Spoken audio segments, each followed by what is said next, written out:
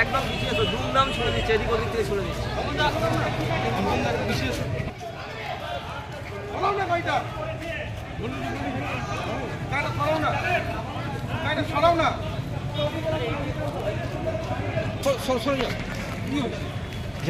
ছুড়লে তোমার লেগে যাবে, লাগুক না, আমি তো নিজে রিস্কে যাচ্ছি। একটু দাঁড়িয়ে যাও, হ্যাঁ একটু দাঁড়িয়ে যাও, তো রিস্ক নিয়ে লাভ নেই। কিছু হয়ে গেলে আমার সবাইকে, তোমারও অসুবিধা হচ্ছে।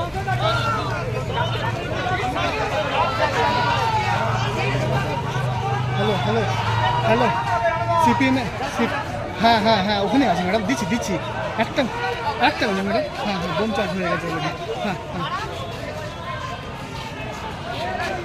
কে দেখিয়ে দিয়েছে? কেন আমাদের পার্টি অফিস আক্রান্ত হলো, আমাদের মিছিল আক্রান্ত হলো, আমাদের কমরেডরা আক্রান্ত হলো, এর পেছনের অন্তর্নিহিত রাজনীতিটা কি সেটা নিশ্চিতভাবেই আমাদের খুঁজে দেখতে হবে। এই বোঝাপড়াটা কিসের যে সিপিআইএম এর অফিস আক্রান্ত হচ্ছে, সিপিআইএম এর মিছিল আক্রান্ত হচ্ছে, সিপিআইএম কর্মীদের মাথা ফাটছে, এই বোঝাপড়াটা কিসের? এটা অনেকদিন আগে থেকেই আমরা বলছি। কারা করলো এই ঘটনাটা, কারা ঘটিয়েছে? এটা ঘটনাটা এখন অবধি আমি যা জেনেছি টেলিফোনে যে তৃণমূলের লোকেরাই করেছে, পুলিশ তো প্রচুর পরিমাণে উপস্থিত ছিল। হ্যাঁ, পুলিশের ভূমিকা পালন করেছে। পুলিশ যেমন কিছু করে না কোনো ব্যাপারে, সেরকমই করেছে।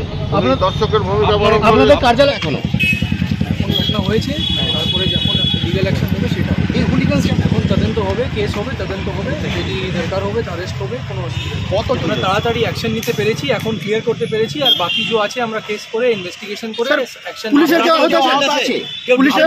এটা আমরা দেখছি। এখন কতগুলো বোমাবাজি হয়েছে এখানে?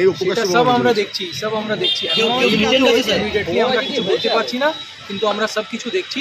কেস হবে, ইনভেস্টিগেশন হবে, ওটা নিয়ে কোনো অসুবিধা নেই। এখন আমরা আঙুল তুলছে। প্রথম জিনিস আছে যে আমরা এখন এনশিওর করি যে সব